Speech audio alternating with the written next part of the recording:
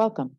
This module will provide background information related to one of our core foundational components of school-wide PBIS implementation, developing and teaching school-wide expectations. In this module, we will identify the steps involved in developing and teaching school-wide expectations. We'll also clarify how these school-wide expectations can provide that common language for behavioral support, as well as increasing safety and predictability. And we'll also explore how this process takes place on a school level to ensure consistency across all of our school settings. As is often mentioned, we measure PBIS implementation using the Tiered Fidelity Inventory Assessment Tool, or TFI. There are 15 features included, which are divided into 3 sections as you see here: teaming, implementation, and evaluation. This module will focus on 1.3 and 1.4, the development and teaching of behavioral expectations. Throughout all stages of PBIS implementation, including those reviewed in this session, these 5 core components of cultural responsiveness within PBIS are integrated throughout. In this session, this critical foundation will be referenced as it relates to the development and teaching of school-wide expectations.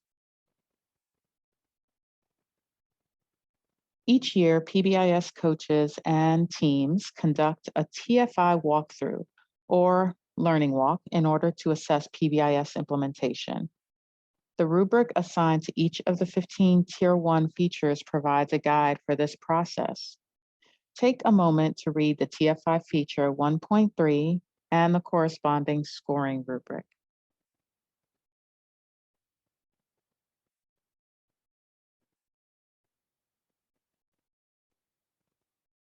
TFI feature 1.3 involves schools establishing 5 or fewer positively stated behavioral expectations, as well as examples by setting or location for students and staff behaviors. This is often referred to as the school teaching matrix. It's critical with all schools at every step, particularly this one, to get feedback from staff, students, and families so that our common language reflects our community. School-wide behavioral expectations support various areas. They support a positive and predictable environment. They support the development and reinforcement of pro-social behaviors. They reinforce social-emotional development. They also support the shared and collective values of our school communities. And then, of course, they also support our alignment with other efforts which support inclusive environments, prioritizing belonging and safety. Creating a language around expectations also reinforces the social emotional skills we are helping to cultivate for our students. And they also help us to develop the conditions which will support them to be future ready. When teaching or reteaching expectations in middle or high schools, we have to keep in mind the unique characteristics and needs of our environment and its stakeholders.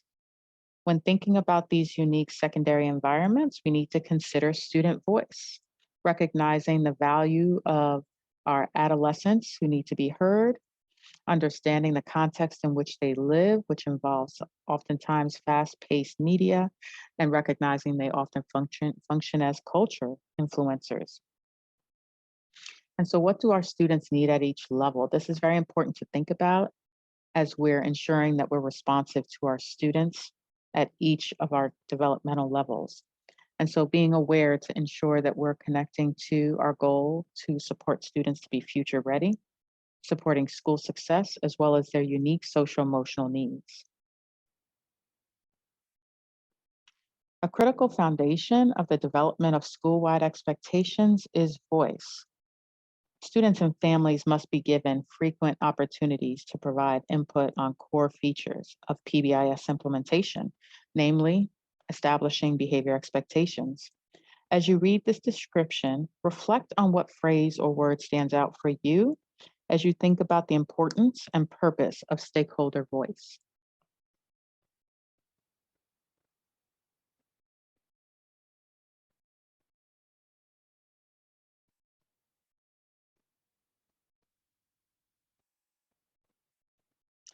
As we begin to reflect on the development of school-wide expectations, let's think about the image reflected here.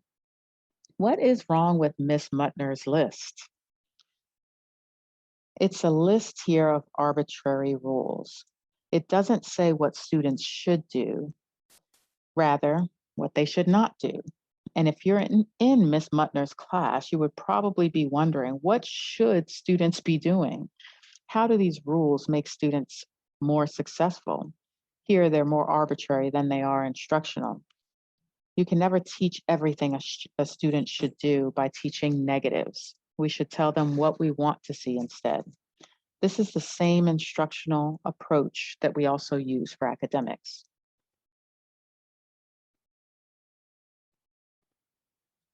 Take a moment to read this example of school-wide expectations. What might be the problem here? In addition to being explicit about stating what behaviors we want to see in the school environment, we also don't want to anchor our expectations to an acronym before thinking about what your community values. We want to make sure that the expectations we choose are easy for staff and students to remember and are meaningful for everyone, especially our students. As we think about tapping into student voice, here's an example of how Salem High School developed a logo representing their core values, LEAD, valuing learning, empathy, awareness, and dedication. The PBIS team reached out to art classes to brainstorm a logo for LEAD expectations. Here you'll notice 3 sets of submissions that were completed. With student and staff voting and weighing in on which logo they liked best, one logo emerged as the winner. You'll see that one here on the bottom right. This is another great way to involve many voices and other student groups as you create a brand that helps to reinforce your school-wide expectations. What skills or behaviors need to be included in the matrix? We want to consider including positive statements that describe what these behaviors might look or sound like. We also want to include behaviors that are written in a language which is relatable to students. We also want to look at what our office referrals may reflect. What behaviors would reflect the positive opposites of those behaviors that are showing up in the data? We also want to make sure that the behavior expectations are observable, measurable, positively stated, understandable, and always applicable in a particular setting. Lastly, we want to only include about 2 to 5 behaviors for each location and expectation. So how do schools begin to create a matrix? First, teams will want to identify their expectations. Here you'll see 4 that were identified by this school.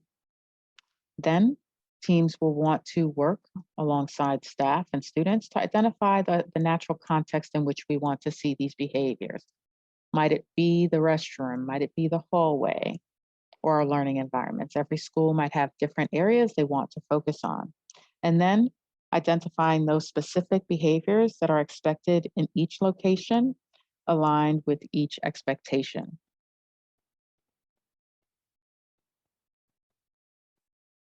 As we create these expectations for each location, schools want to think about how they are using the language of their matrix to also support the future-ready skills we want our students to have.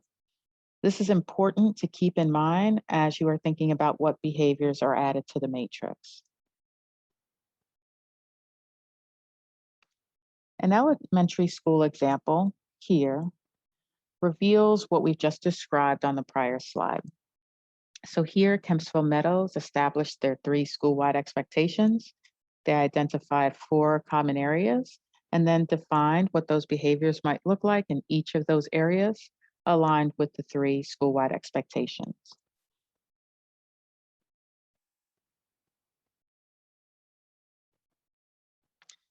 Here's an example of school-wide expectations at one of our high schools, Green Run High School. We want to remind you that there is not a need to always anchor to an acronym. What is more important is that core values of staff, students, and families are reflected as you're establishing your school-wide matrix.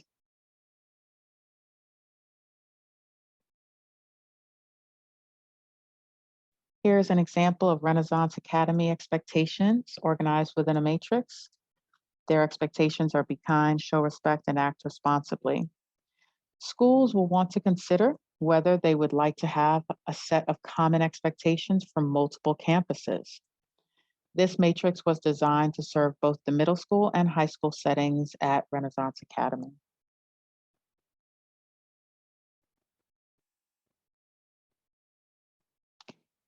Here is a Kempsville High School example of how matrix expectations are often then made into separate posters to display in various areas of the school.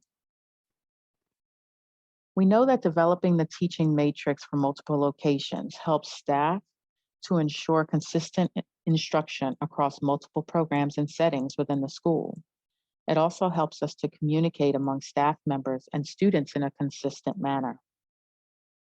Students then also know what to expect and what is expected in all areas around the school. This also provides us with an opportunity to provide that consistent communication with our families. It also makes that hidden curriculum, those rules we often assume in different areas, it makes it more visible, makes everyone aware of what expectations everyone is assuming for these areas within our school.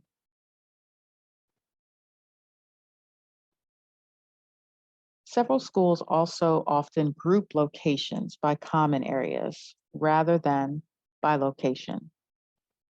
You can see an example of this on this slide.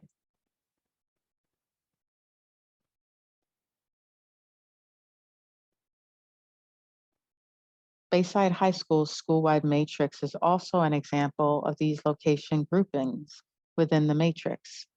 Here, they've grouped several areas within the category of common areas.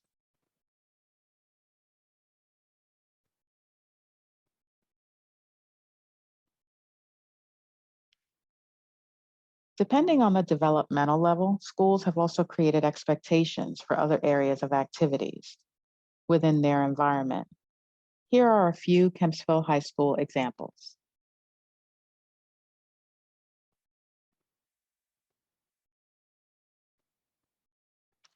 Here is an adaptation many schools have made due to the increased use of technology.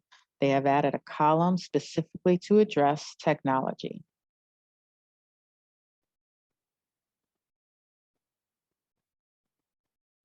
And here is another example from Virginia Beach Middle School.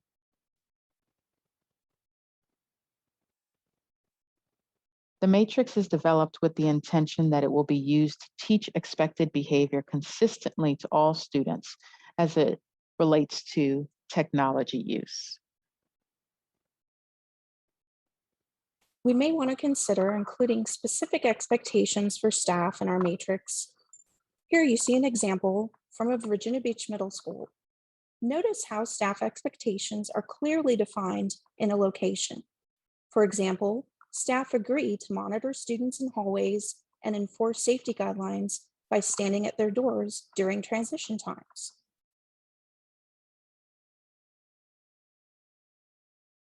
Here's another example, this one from Newtown Elementary School, that includes staff expectations in their matrix. Staff agree to greet others, hold the doors, and say or wave hello and goodbye. Sometimes we discover there are gaps in our matrix and we need to develop expectations for specific locations or events that we may not have had in mind when those expectations were first created. Here, Kempsville Elementary School realized they didn't have good school-wide expectations for assemblies and developed those that you see listed here. Another example from Kempsville Elementary shows us how parent and guardian volunteers came up with the idea to develop expectations for swim lessons. This is a powerful example of how we can include all stakeholders in the process of creating expectations for our schools. These SEL competencies, which can be found in our SEL stockpile resources, can be easily incorporated into your school's matrix. Our school-wide matrix can also serve to reinforce those critical SEL skills.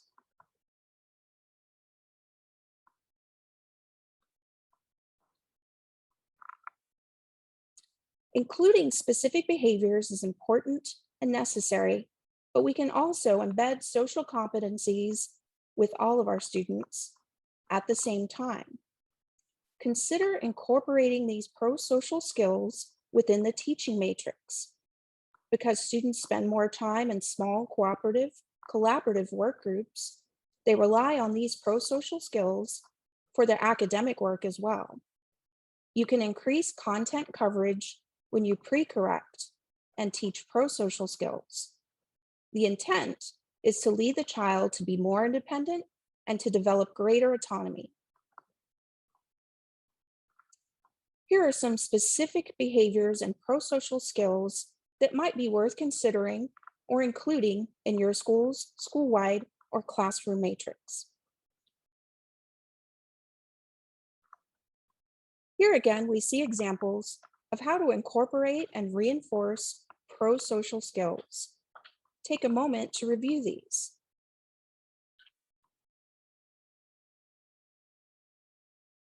One example here mentions relationship skills. Developing these can help students improve their speaking and listening skills, which will in turn lead them to better be able to participate in group collaboration.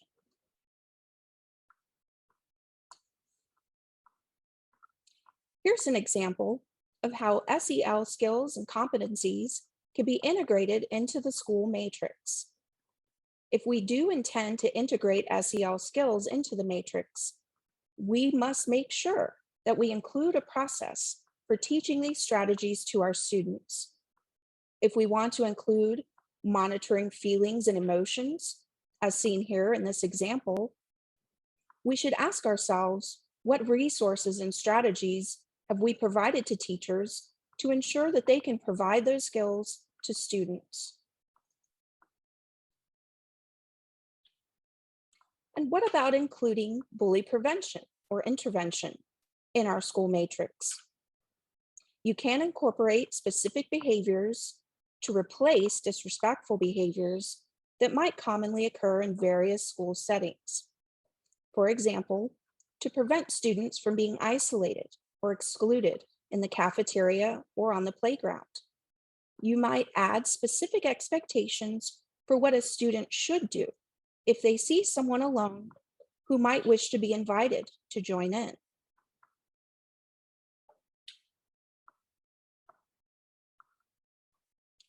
Consider what the replacement behaviors are that you want to see that will prevent bullying behaviors.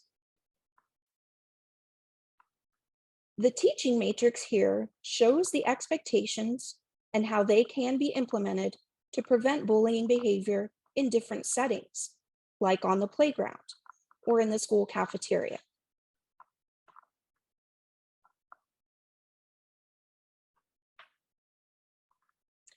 Another option is to define expectations for what students can do when they see disrespectful behavior occur in any setting. Here is an example of a matrix that includes bullying prevention.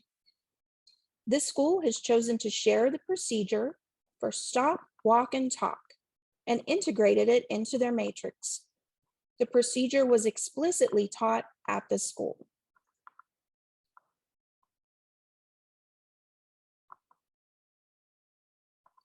Consider also including student voice levels into expectations for explicit teaching. Here's an example from Lynn Haven Elementary School with voice levels that are clearly defined and that identify what each voice level is. And they again have taught this to their students.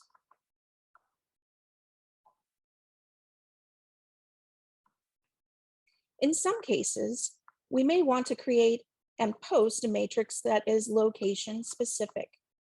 These posters here are from Centerville Elementary and Cox High School. They were created to outline specific expectations in particular areas of the school.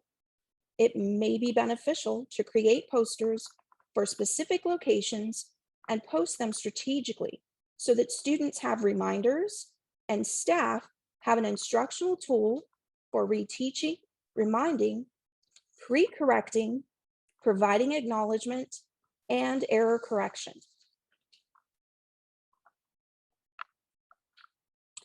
It is important to be mindful of the fact that we need stakeholder input when developing or revising expectations. As reflected in our TFI, we want to ensure that staff, students, families, and community members are able to take part in the process. Stakeholder participation is a key component. Let's stop and reflect. When developing the matrix, be sure to take time to review and reflect on your school's unique challenges. Questions to ask during the development are these. How are we being responsive to our current reality? For example, our outcome data, new initiatives that we may have, social emotional skills, bullying prevention, technology usage. How are we using the matrix to align efforts to support student social and emotional behavioral skills? How will we engage staff, families, students with the matrix to solicit feedback, to inform, or to review revisions? Again, it's critical that we gather feedback from all stakeholders to ensure their values are reflected in our expectations. Consider having students provide input during class meetings, and for staff members to provide input at faculty or grade level or department meetings. It's important to reflect the needs and culture of your students and school community in your expectations. In that, questions to consider. Whose voices are being heard in the creation of these school-wide expectations? Whose culture is reflected in our shared expectations?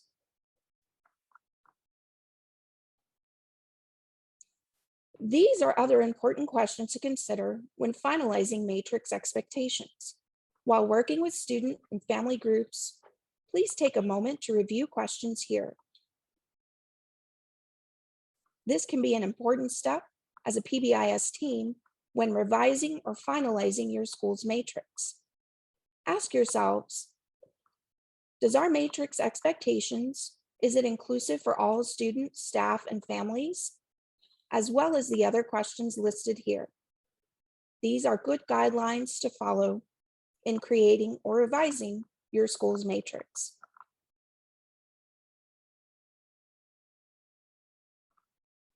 Student voice is also key to developing class agreements. Here we see how student voice is elevated by having students help develop expectations. Allowing students to take part in these activities helps ensure we are being culturally responsive. These examples from Lansdowne Middle School on the top left and Salem Elementary School on the bottom left and right show us how student voice can be incorporated into our class agreements.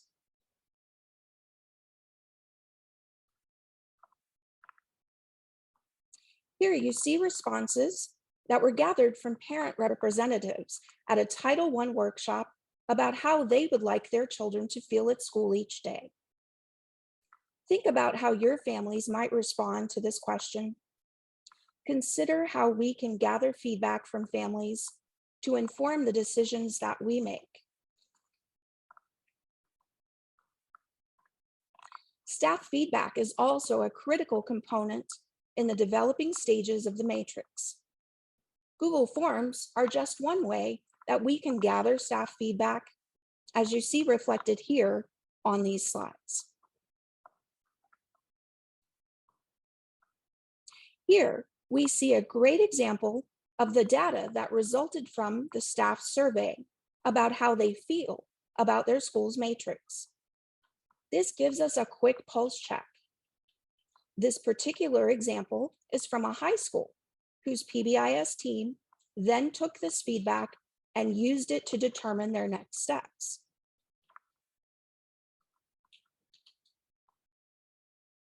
This matrix is an example that comes from a high school that demonstrates the importance of allowing student feedback and ownership of their expectations. The behaviors you see listed in red were added with student feedback and then finalized with staff. So students negotiated, if you look in the area of the lunchroom, and being safe, that they be allowed to have one earbud in so that they could both enjoy themselves while also still being safe.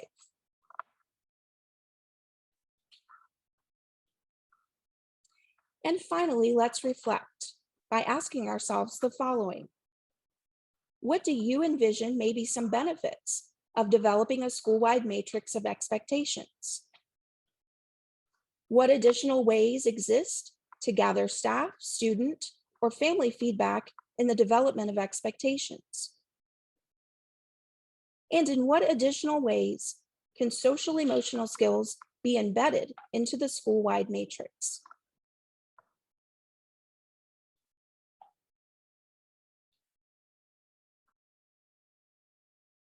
As we begin to discuss the teaching of school-wide expectations, you'll want to refer again to your TFI. We will now explore 1.4, Teaching Expectations. 1.4, Teaching Expectations, refers to expected academic and social behaviors being taught directly to all students in classrooms and across other school settings. Take a moment to read through what a 0, 1, and 2 score correspond to for this particular feature.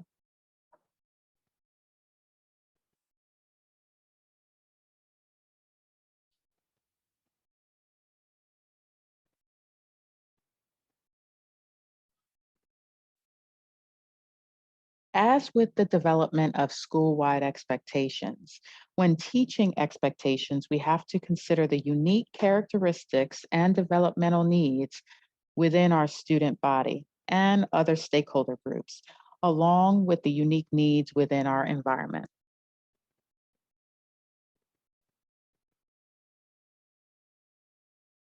The following quote by John Herner expresses the difficulties we often face when discussing effective approaches to behavior.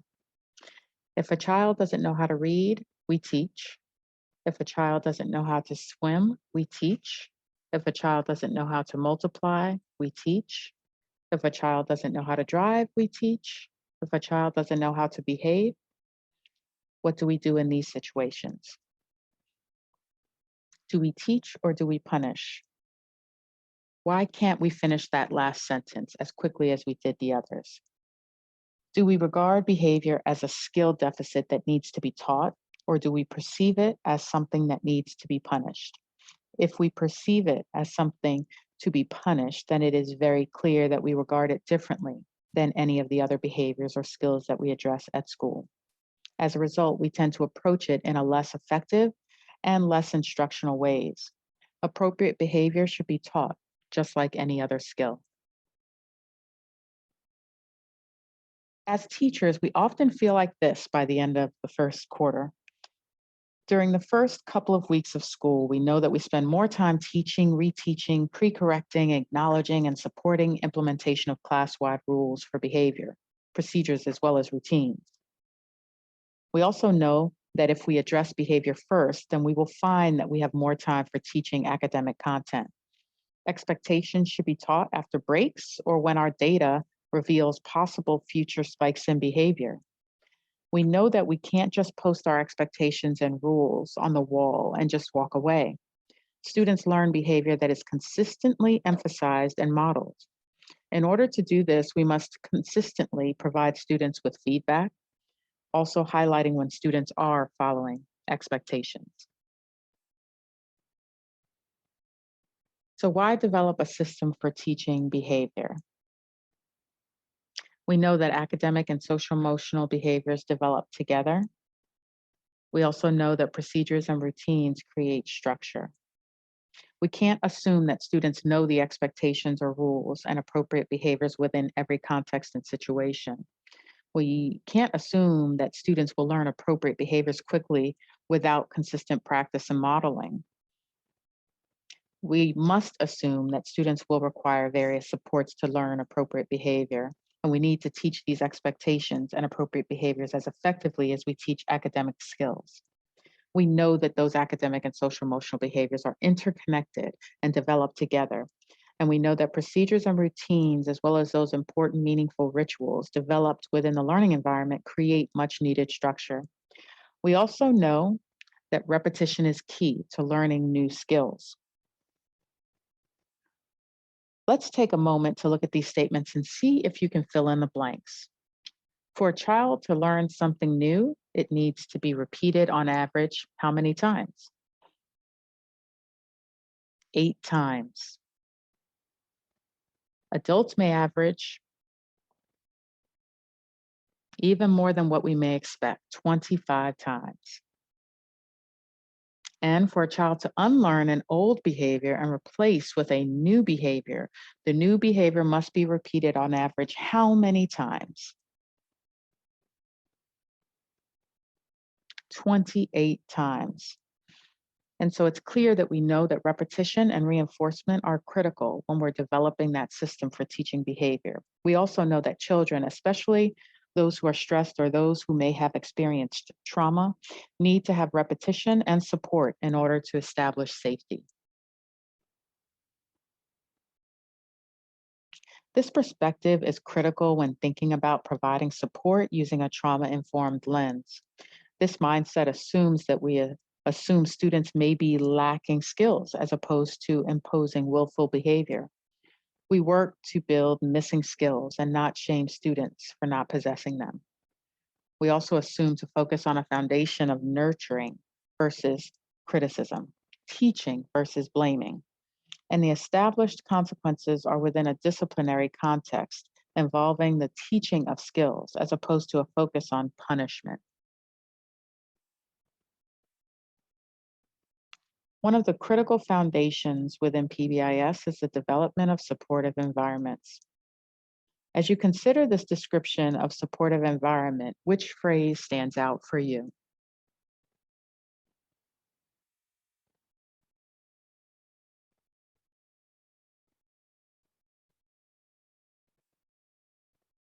Supportive environment assumes that teams will ensure that staff implement classroom practices with fidelity, that they use an instructional approach to behavior and social emotional learning, and that there will be a focus on relationship building.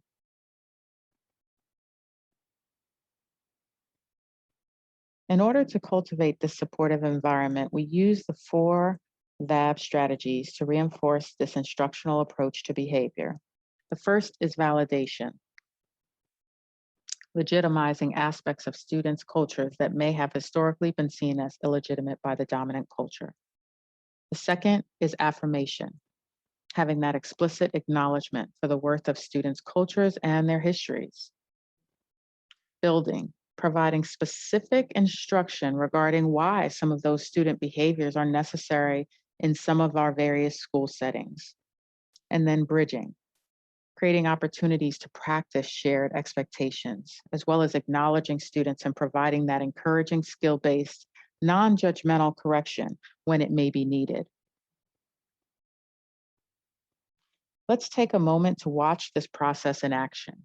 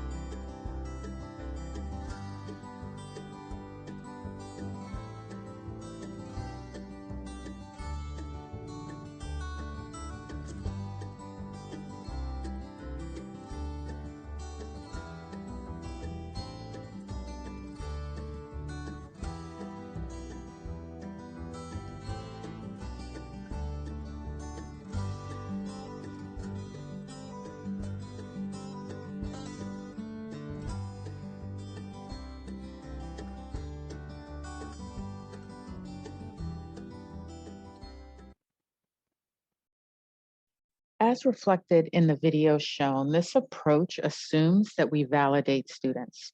We ask them to share their experiences and we listen non-judgmentally. We also state that positive intent of student behaviors when we're teaching what appropriate behaviors look like in different situations, while also holding high expectations for each one of our students. We provide that specific instruction regarding why some of these behaviors are necessary in our various school settings. And then lastly, we provide that encouraging, skill-based, non-judgmental correction when it might be needed. As we begin to develop a process for teaching school-wide expectations, we will want to consider critical feedback. This step involves two additional TFI features, 1.10 and 1.11, much like we reviewed when we talked about developing our school-wide matrix. We want to consider involvement of our teaching staff, as well as our students and our families and community members as well. As schools develop a plan for teaching school-wide expectations, it is important to keep in mind the mindset and beliefs of your staff. What is their belief about the teaching of behaviors? Staff surveys can be helpful in this area. Here is one response a high school received from their staff with regard to teaching behaviors. This can inform how this process will be approached within a particular school environment.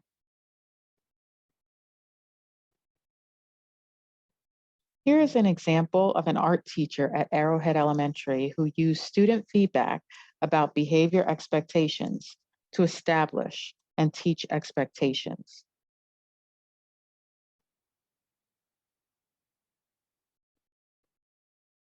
Here are a few additional examples of teachers at elementary schools who have been engaging students in the conversation around behavior expectations and what is needed to promote a safe and affirming classroom climate.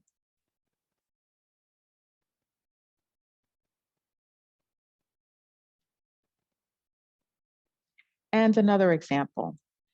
Brandon Middle School held a competition with their study bells to create posters, public service announcements, or door displays that showcase their school's expectations, SR squared, safety, respect, and responsibility. The winning study bell got a pizza party, and here are a few of their door displays.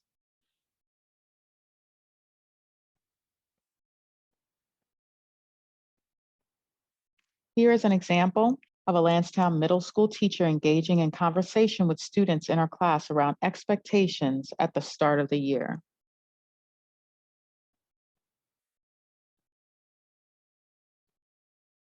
Cox High School used advisory to discuss school expectations by asking for student feedback with regard to how they want to feel coming to school every day, and then what they feel should be expected in each location. They then compared that to the matrix to see if their thoughts were captured.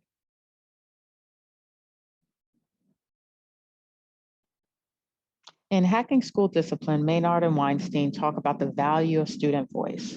They state that involving students in creating expectations allows for class-wide conversations about how the expectations and breaking them affect all students. We know that especially among high school students, the teaching and reteaching of expectations is more effective when students are involved in the creation of those expectations. In your school, how would your students respond if you asked them, what kind of environment do you believe students need in order to be successful? What kind of classroom culture supports that environment? What attitudes, values, and habits create that culture? We also know that when you incorporate fun, students learn better. How can you engage your students with these expectations in a way that is relatable? Take a moment to review this video and consider how the element of fun can be incorporated as you consider the teaching of school-wide expectations.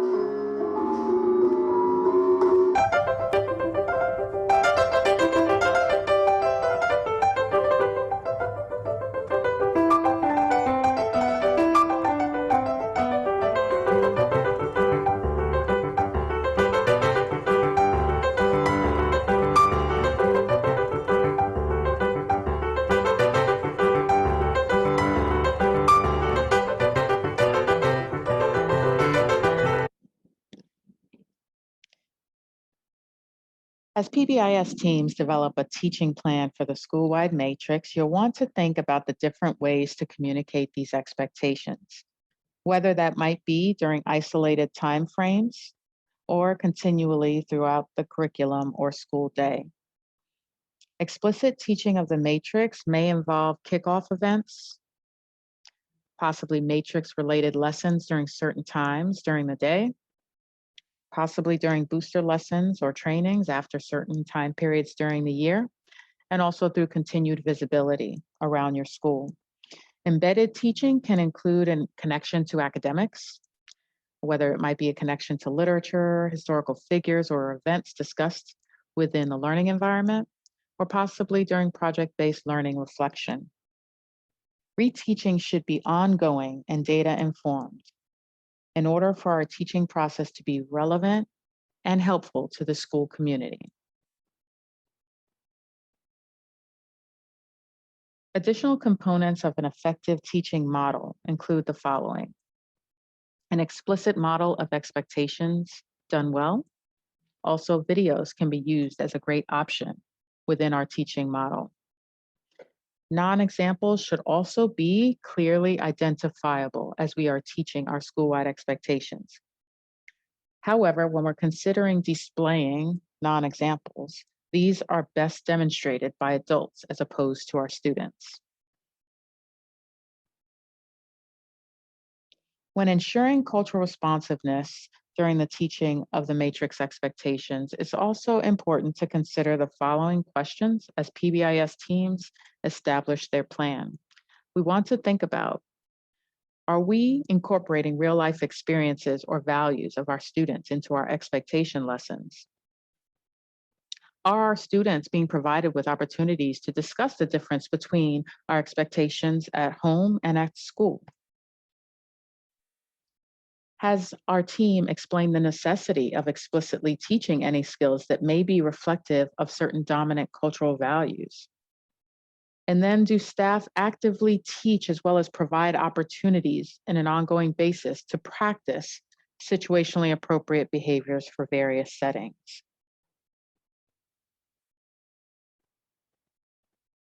Here are a few examples of how expectations have been taught across school settings.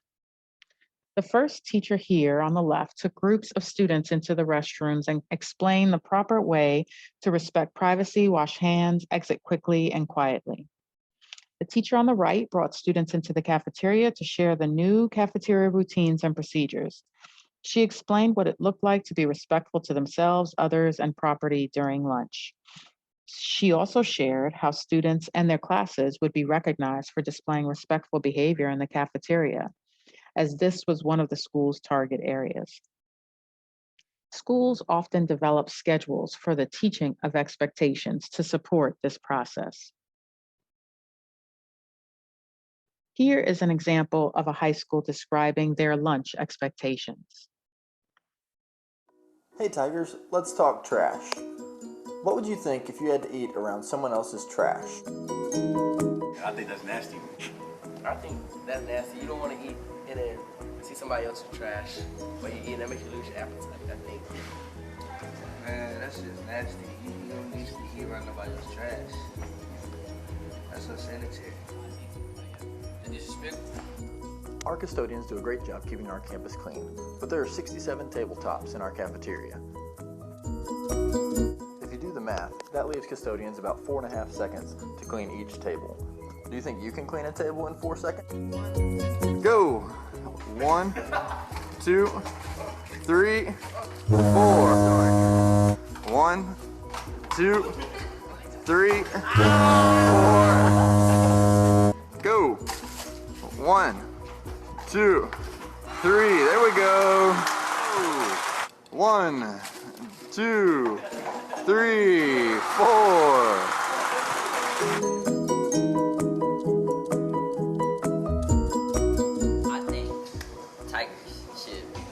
Responsibility for your trash. Tigers should have pride in our school. I think they should take responsibility for their trash because it's nobody else's job to clean up after them. And they're too old to not clean up their own trash. Because if you're not going to do it, no one else is going to do it. It shows respect for the school. It keeps it clean. Keep it clean, Tigers.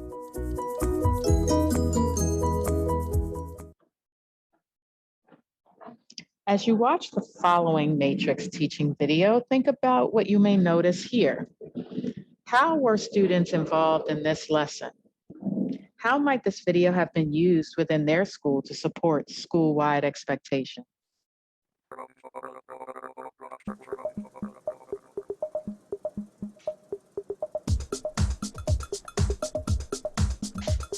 One, clean up your area. Two, stand and push in your chair. Three, eyes are on me. Now you're doing the dance. Doing the dance. One, clean up your area. Two, stand and push in your chair. Three, eyes are on me. Now you're doing the dance. Doing the dance. Break it down now.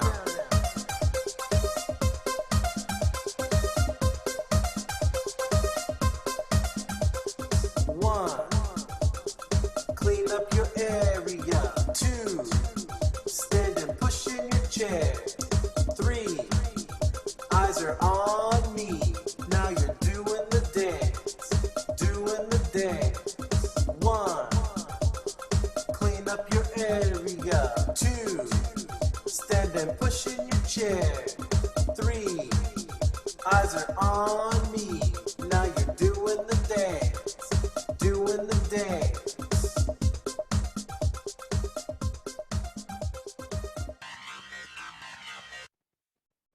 And here is an example of a similar video created by a PBIS team at Christopher Farms Elementary School. Christopher Farms welcomes you to Know Your Colts Code. Today we will take a look at the Colts Code in the hallway. Oh look, here comes Jimmy now. Hey Jimmy, do you know your Colts Code? Jimmy is off to a rough start here. Hey Jimmy, are you ready to be in the hallway? That's better, Jimmy. Facing forward is the way Colts travel the halls. Hey Jimmy, do you need to take care of something? Wait, how can you responsibly tie your shoe? That's the way to be safe, big fella. All right, Jimmy, you're doing pretty good so far. Jimmy, walking respectfully means that you keep your hands to yourself. Nice recovery, Jimmy. Now Jimmy knows the Colts Code in the hallway. Do you know your Colts Code? As we think about embedding expectations into the curriculum, consider what that may look like at your school. Here, we see how an art teacher at an elementary school created an art lesson plan for visually showing respect in all areas of the school community. Each class was responsible for a different location. For example, some chose to draw a picture of what respect looks like on the bus. Each 6x6 paper square was added to another respect square until there was a huge respect quilt prominently displayed in the major hallway in the school. This example was a focal point in the school that was easily seen by parents and others who entered through the main office. Here's another example from Kings Grant Elementary School that shows how they embedded their expectations into the curriculum. You can see a variety of literature choices here that demonstrate respectfulness, responsibility, and being prepared and ready. We also need to keep in mind the value to booster sessions to reteach expectations. These boosters are planned and delivered to review with staff and students and are not shared only when kids are in trouble. We don't give booster shots to kids who are sick. We give them to well children to prevent illness. Booster or reteaching sessions are preventative and proactive to prevent future behaviors. Key times might be following a break, following snow days, or before testing season. The timing and focus of booster sessions should be data-driven because we want to address issues based on when they have occurred in the past. Historically, where have students had behavior challenges? Additionally, what specific behaviors are we seeing at those times? We know that if it's predictable, it's preventable.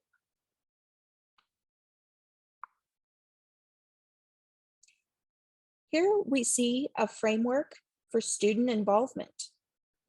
This is the ideal process for developing and planning for the teaching of expectations. You can see there is an ongoing feedback loop between the PBIS team, students, and staff. Students first will work collaboratively with the PBIS team to help design and plan for the teaching of expectations. Then that team, including those students, would share their plan with the staff. Next, they would create marketing materials to support consistent messaging. And then finally, they would create a product such as an exit ticket or Google survey to demonstrate understanding of expectations. Here's an example of seeing this in real life. Cox High School students here are presenting alongside their PBIS team, sharing their school's plan for teaching the school-wide expectation during their advisory that month. Here's an example of how staff can gather feedback from students during the teaching of expectations as they discuss the difference between school expectations and home expectations. This can be valuable information to gather so that we can most effectively support student behavior in the school environment, and it can also give us some insight into our students' lives and foster our relationships with them.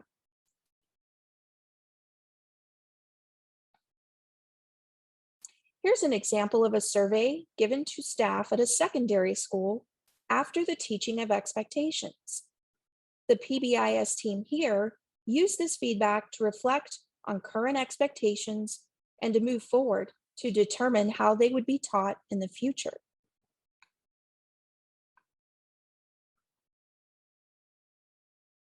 Here's an example of a sample teaching plan from Larkspur Middle School that shows their process for teaching their expectations to their staff and students. So first, their PBIS team met with the faculty and staff to explain the teaching plan. The faculty and staff taught the cafeteria lesson the following week during their Core Plus time in all grade levels. Then the faculty and staff taught the hallway lesson the next week to all grade levels. Additionally, these lesson plans were created by the PBS team and were already loaded in the school's PBIS Drive and accessible to everyone. These materials included a packet for office staff. Finally, there was a reteaching lesson also included in the packet for predictable times when students needed to be retaught certain behaviors.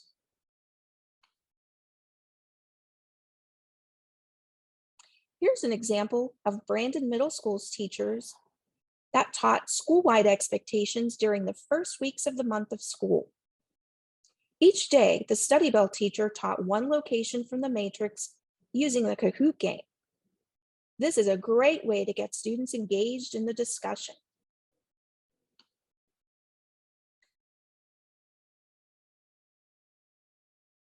The next 3 slides reflect an example of one study bell teaching lesson that was taught by a 6th grade teacher last year at Salem Middle School.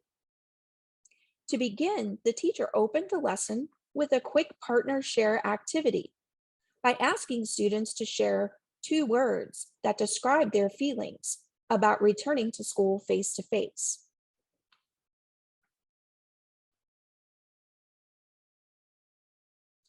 Then in small groups, students were asked to reflect on the classroom expectations.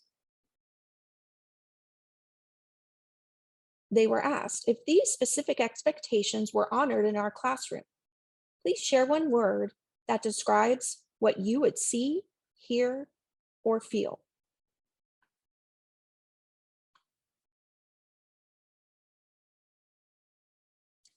Finally, in closing the plant, students then came together to share out ways that they had noticed others demonstrating a particular expectation.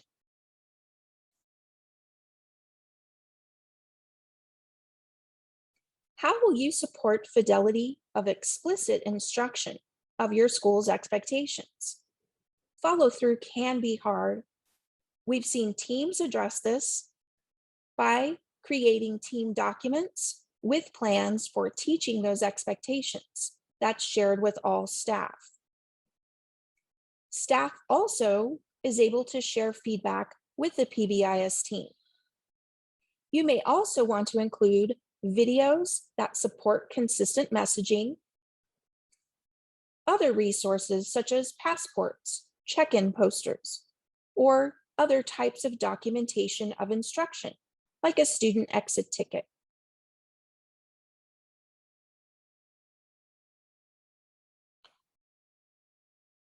Here's a great secondary example of how one school's team shared their staff their rollout plan.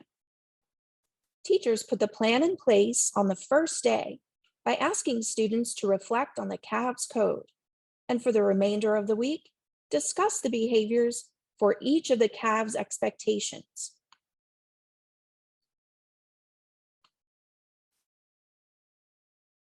Here you can see an example from an elementary school's teaching schedule for their matrix. This shows dates prior to COVID, just to put things in perspective.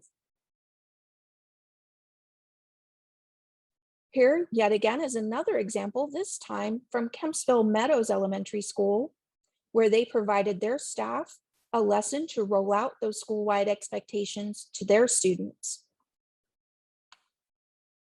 And here's an example from Malibu Elementary School, showing how each classroom would have a sheet placed outside of their door, and as the teacher reviewed each section of the matrix, they would color that section in, indicating that it had been covered. Here again is another example from Salem Elementary School this time. This is one way that we can ensure school-wide expectations are taught consistently. Notice the box at the bottom, where staff are asked to sign and date that the lessons have been taught.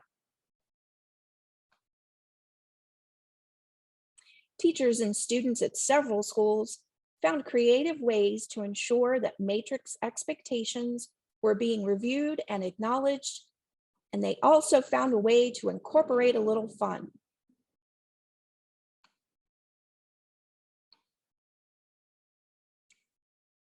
As we close this module, take a moment to reflect on the following questions.